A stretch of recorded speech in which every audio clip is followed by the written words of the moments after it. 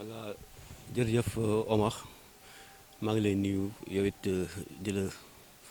ziar di profité ci sa plateforme bi di nuyu képp koo xam ni yaa ngi bokk ci population Ross Béthio nga yeewoo ci biir dëkk bi walla nga nekk ci biti maa ngi lay nuyu di la sargal di la déwénati di nag ginnaaw bi ma sante yàlla bu baax julli ci yonente bi sallallahu alayhi wa sallam di gërëm sama ñaari waajur maa ngi nuyu population Ross Béthio bi yëpp di ci jiital imam ratib Adama Kane mu jottali ko képp kuy imam ak kilifa diine ci biir dëkk bi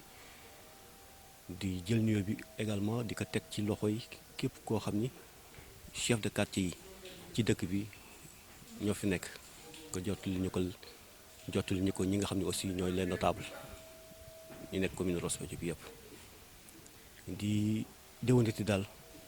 population Ross Béthio ci bis bi nga xam ni mooy bisu korité di ñaan yàlla ñaan yi ñu jot a ñaan ci weeru koor gi nga xam ni commencé woon nañ ko ak bisimilahi rahmaani rahim àggale ko ci alhamdulilahi rabbil alamin bépp ñaan bu ñu fi ñaan yàlla na ko suñu borom nangu fulandil ñu ko mu doon xéewal ci biir commune bi mais aussi doon xéewal ci biir Sénégal waaw ñi ma bokkal langue gi yëpp maa ngi leen di gërëm di leen sant parce que yaakaar naa ñoom ñëpp ku nekk rek da nga ñëw pour bay sa waar ci tool bi parce que tool bi yaatu na li ko le maire honoraire Babacar Diop daawoon waxe ni képp kuy doomu Ross foo mën a nekk ci Sénégal soo amee teraanga ñaan na la nga indi ko ci biir dëkk bi loolu man dama koy bàyyi xel ma nit ba képp koo xam ne doomu dëkk bi nga ngay acteur politique ngay entrepreneur ngay loo mën a doon soo amee teraanga ñëwal jàppale ci dëkk ak foo mën a nekk ci biir àdduna man daal ci loolu appel boobu laay lancé doomu Ross Béthio yi ñu ñëw jàpp seen dëkk parce que nag ku nekk yaay jàpp sa dëkk ku nekk yaay defar sa dëkk Ross Béthio la ñu am kenn duñu ko defaral lu dul ñun ñu defaral ko suñu bopp moo tax may lancé cet appel. oui comme li nga xam ne moo concerné woon les table bancs yi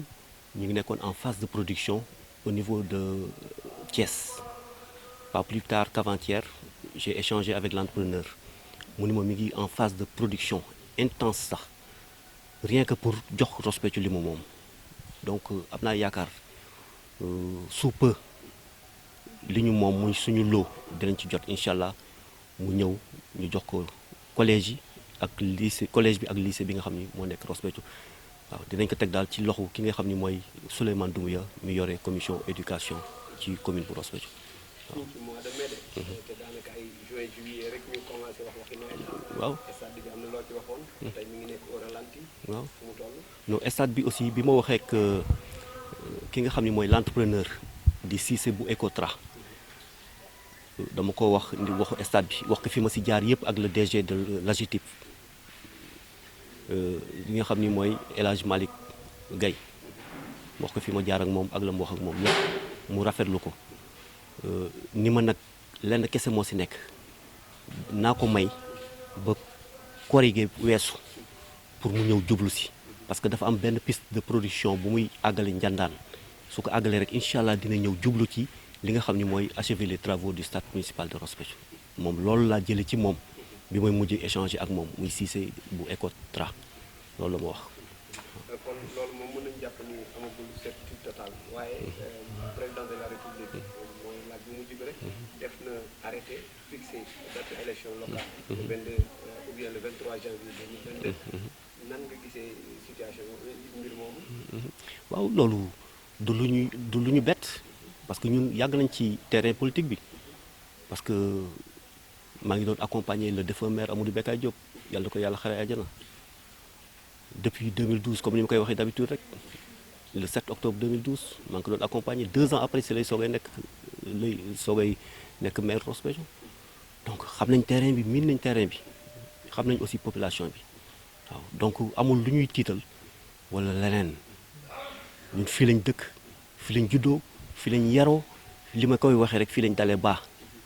xam nañ roq yi ak roq-roqaat yi xam nañ population bi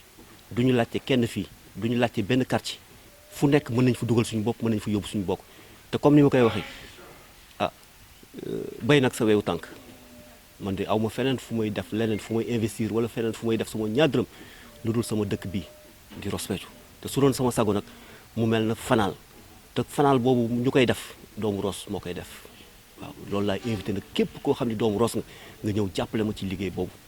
donc jéem ma fi def ak kenn noonu wala leneen ne ñëpp xam ni Madiop seen partisan la Madiop seen rakk la Madiop seen doomu nijaay la Madiop seen sët la ñu ñëw accompagner que ñu jéem a achever les chantiers déjà engagés par le défunt maire Amadou Bekay Diop ñu jéem a matérialiser mettre en œuvre les projets yi mu fi bàyyi woon ah li ciy des nag aussi man it j'ai mes projets bëgg naa leen man it mettre en œuvre te démarrer naa si avec FERA FERA c'est le fonds d'entretien routier autonome bi nga xam ni ñooy ñëw may ma 15 xale yoo xam ni góor ak jigéen dinaa leen jël ñuy war ma amee kii nettoyer la voirie communale muy la RN2 bon je peux les utiliser aussi dans d'autres secteurs stratégiques de la commune kooku nag signé naa contrat yi convention yi signé nañu yëpp dem na foo ko war déposé nag yaakaar naa fan yi di ngeen leen gis ci terrain bi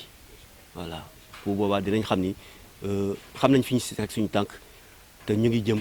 ci kanam di ñaan yàlla rek vraiment mu gën ñu teg loxo commune bi mu xam ni mooy commune Ross Béthio parce que nañu pour ñu am un Sénégal émergent il faut qu'il y ait des communes émergentes te communes émergentes yooyu bëgg naa nag sama commune muy la commune de Ross Béthio mu jiitu si merci voilà